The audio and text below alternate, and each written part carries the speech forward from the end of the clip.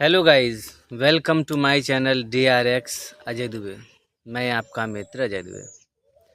अभी आपने पिछली वीडियो में ये जाना कि किडनी में स्टोन और उसको निकालने की विधि और उसके परहेज, इन सारी चीज़ों के बारे में पिछली वीडियो में हमने आपको बताया। आइए आज ये जानने का प्रयास करते हैं कि किडनी में ही लोग यूरिया, क्रिएटिन, ये जो सारी चीज़ें बढ़ती हैं, तो इसके दुष्प्रभाव और इसके शरीर पर क्या क्या अंगों पर प्रभाव पड़ता है, इसको जानने के लिए आइए स्वागत करते हैं वैद्यराज डॉक्टर कमलेश पाठक जी का। आइए सर। नमस्कार दोस्तों, मैं आयुर्वेदाचार्य वैद्य कुमलेश पाठक। हाँ, तो सर आपने ये बताया कि पिछले वीडियो में आपने जो है वृक्क या किडनी से जो है पथरी निकालने का उपाय बताया। जी तो आज आप ये बताइए कि जो किडनी में या यूरिया क्रिएटिनिन जो बढ़ जाए, जी तो उसके लिए आयुर्वेद आपका जो है क्या विचार रखता है?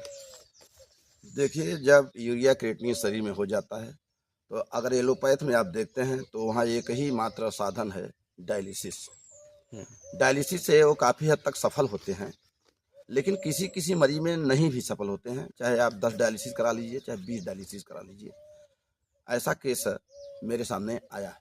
हम्म, तो जहाँ पे उनका डायलिसिस फेल हो जाता है, वहाँ पे हमारा आयुर्वेद जो है एक थेरेपी करता है, उसे कहते हैं फुट पैच थेरेपी। अच्छा। फुट पैच थेरेपी वो एक पट्टा होता है, छोटा सा हम्म, चपकने वाला, जो आपके तलवे में लगाया जाता है, पैर के तलवे में लगाया जाता है। अच्छा। तो उस थेरेपी से हमने मरीज को स्वतः ठीक किया है। उस अनुभव से मैं आपको ये बता रहा हूँ कि फुट पैच थेरेपी भी यूरिया क्रिएटिनिन निकालने में काफ़ी मददगार अच्छा।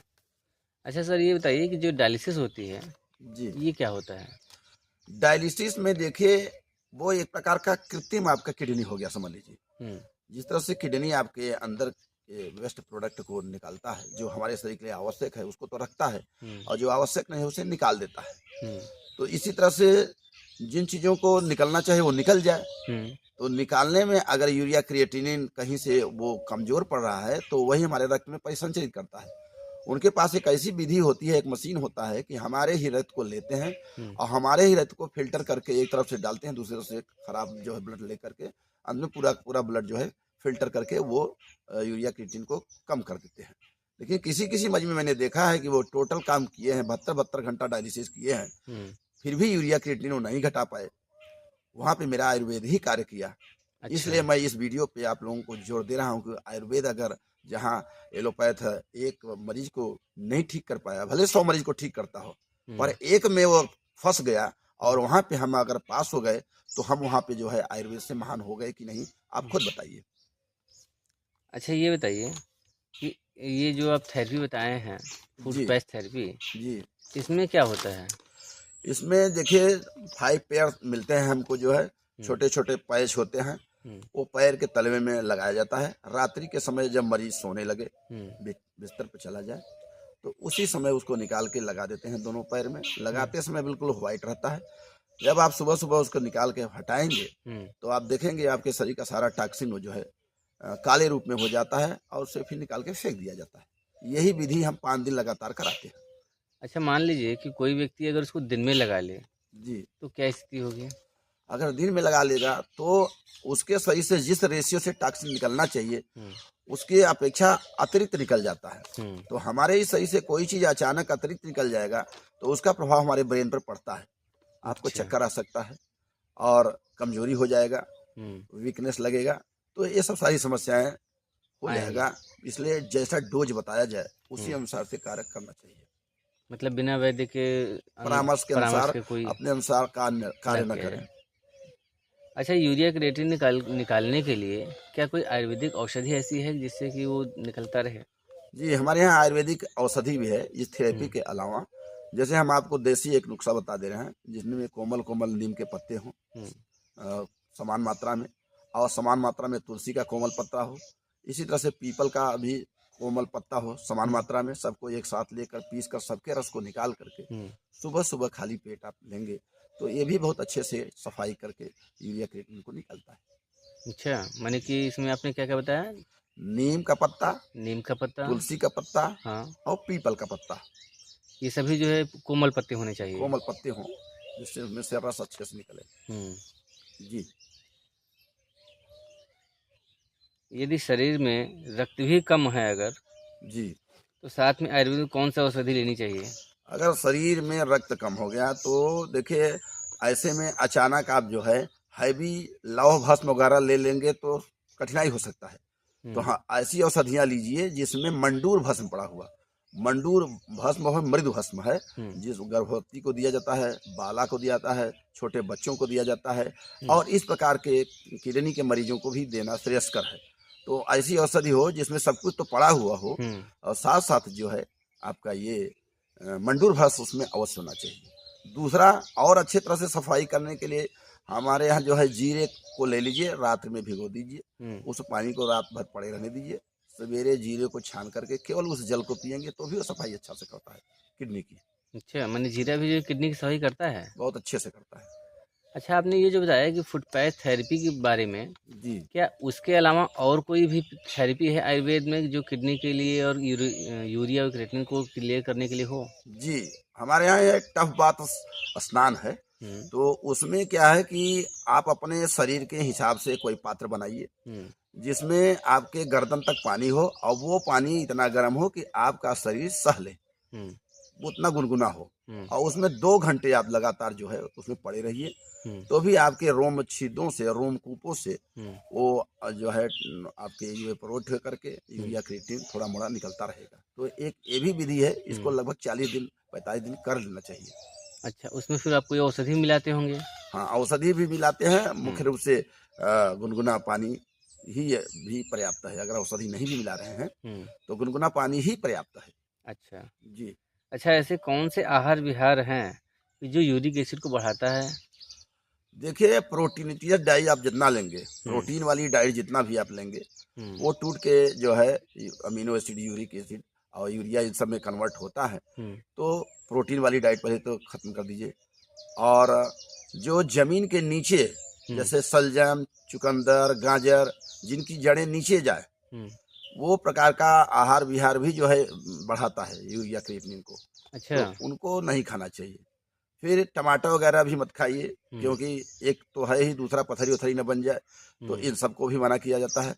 बहुत सुपाच्य भोजन लिया जाता है, जैसे लौकी हुआ, पपीता हुआ और दाल का केवल जूस लिया, दूध सब बंद हो जाएगा। अच्छा, दूध ही बंद हो जाएगा? हाँ, सब बंद हो जाएगा। इसमें बहुत समुचित आहार विहार लिया जाता है। पानी भी बहुत ज़्यादा नहीं अनावश्यक पिएंगे इसमें, क्योंकि किडनी पर हम जोर नहीं ज़्यादा देंगे। काम चलाऊं पीते रहेंगे और उस हिसाब से हम दवाएं देते रहेंगे, तो ये सब कार्य होता रहेगा। अच्छा। जी। अच्छा, मान लीजिए अगर पानी अगर आदमी नहीं पिएगा तो उसका यूरिन फिर से गाढ़ा होगा, फिर उसके लिए स्टोन क्रिएशन के लिए समस्या बढ़ेगी? नहीं, पिए, कम कम मात्रा में पिए, कई बार एपिसोड में पिए, कई बार में ले, वो एक ही बार में बहुत ज्यादा न पिए। अच्छा, पार्ट पार्ट में? हाँ, पार्ट पार्ट में पिए, थोड़ा थोड़ा पिए, जिससे कि धीरे धीरे जो होता रहे। दवाएं चलेंगी, जो डायबिटिक दवाएं भी इतनी चलाएंगे ना हम, तो उस वजह से वो निकलता रहेगा। अच्छा, ये जो यूरिया क्रिएटिन वाले जो रोग होते हैं, ये समाज में किन किन लोगों को होने के चांसेस ज़्यादा होते हैं? देखिए, ऐसे लोग जो पानी की जरूरत है तो नज़रअंदाज कर जाते हैं। अच्छा। जैसे वकील अगर जो है उसका पेशी लगा हुआ है तो उसे ये लगा रहता है कि हमारा जो है छूट न जाए पेशी, तो उस वजह से भी नहीं जाते। कुछ अकर्मण्य लोग भी हैं जो है पानी नहीं ज़्यादा पीना चाहते, तो वो रोग बनाते हैं। जो पानी नहीं पीते पहले से, तो वो लोग जैसे ज़्यादा चाय पीने वाले हो गए, और ये व्यापार करने वाले जैसे बनिया लोग हैं, वो भी अपने एक आसन पर बैठ गए तो 8 बजे से 8 बजे तक बैठे हैं, तो इन लोगों को ज़्यादा इस प्रकार की समस्या होती है। अच्छा, ये बताइए कि अगर यदि जिससे किसी को शुगर हुआ है जी। और उस व्यक्ति को अगर यूरिया क्रिएटिन अगर उसका बढ़ जाए, जी। तो उस अवस्था में जो है क्या करना चाहिए, उसके लिए क्या होना चाहिए? देखिए, अगर शुगर का मरीज है और उसमें यूरिया क्रिएटिन बढ़ गया तो ये काम थोड़ा और टेक्निकल हो जाता है। उसमें डायलिसिस से कभी कभी काम होता है, कभी कभी वहाँ भी डायलिसिस फेल हो जाता है। तो ऐसी स्थिति में उसके आहार विहार में, दिनचर्या में, खान पान में बहुत अच्छे तरह से जो है निर्वहन करना चाहिए। तो शुगर के मरीज में और कठिनाई हो जाएगा, और जो भी दवाएं चलेंगी, चाहे आयुर्वेदिक दवाई चले, चाहे एलोपैथिक दवाई चले, वो उसके एक तरह से समझिए लाइफ पर्यंत, वो जब तक जिंदा रहेगा तब तक इस प्रकार की दवाएं उसको चलता रहेगा। उसमें जो है बंद नहीं करना चाहिए। मतलब उसमें जो है अगर शुगर का पेशेंट है तो उसको यूरिया क्रिएटिनिन से मुक्ति नहीं मिल पाएगी। नहीं, वो कुछ ना कुछ बना रहेगा, लगा रहेगा हुँ, और न बढ़ने पाए, हुँ, इसके लिए वो अपने जो है आहार विहार को और जो दवाई आयुर्वेदिक चल रही है या हुँ। अंग्रेजी का जो भी एक दो आइटम चल रहा है, उसको हमेशा लेता रहे, नियम संयम से रहेगा तो जीवन जी ले जाएगा। अच्छा, तो ये बताइए कि जो आपने आहार विहार के बारे में बताया, तो क्या शुगर के मरीजों को या फिर जिसका क्रिएटिनिन बढ़ चुका है, जी। उनको ऐसा कौन-सा आहार विहार यूज़ किया जाए या कौन-सा भोजन वो करें या कैसा वो काम करें कि जिससे कि वो इन सारी चीज़ों से बच सकें? देखिए, उनके लिए सबसे बड़ी बात यह है कि वो ऐसे चीज़ों को थोड़ा-थोड़ा लें, जिससे कि उनके जो है प्रोटीन वाली डाइट जो है ना जाए, तो पहले मैंने मना कर दिया। हुँ, और उसके साथ-साथ सुबह-सुबह हरे पत्ते जो वाले जो चीज़ हैं, जैसे तुलसी का ही पत्ता हुआ, हुँ, उसमें ऑक्सीजन की मात्रा सफिशिएंट होती है। हुँ, तो हरे-हरे जो कोमल पत्ते हैं, हुँ, उनको लेकर खूब चबाएँ। हरी सब्जियों में जो है जैसे पपीता वाला हुआ, हुँ, लौकी हुआ, हुँ, कद्दू हुआ, हुँ, इस तरह के जो हरे पत्ते जो है हरे वाले चीज़ हैं, वो उनके लिए ज़्यादा श्रेयस्कर हैं। और जो है हैवी जितने भी फूड स्टफ़ हैं, हुँ। उनके लिए समस्या पैदा कर सकते हैं। मतलब जैसे कि वो तेल मसाले वाली चीज़ें और सारी चीज़ें ना बिल्कुल खाएँ। सर्वथा वर्जित है। अच्छा, इसमें कोई क्या औषधि लिया जा सकता है जिससे कि ठीक हो सके, थोड़ा बहुत कुछ आराम हो सके पेशेंट को? कैसी औषधि? मतलब इनमें जो क्रिएटिनिन जो बढ़ रहा है, तो इसके लिए कोई आयुर्वेदिक औषधि है?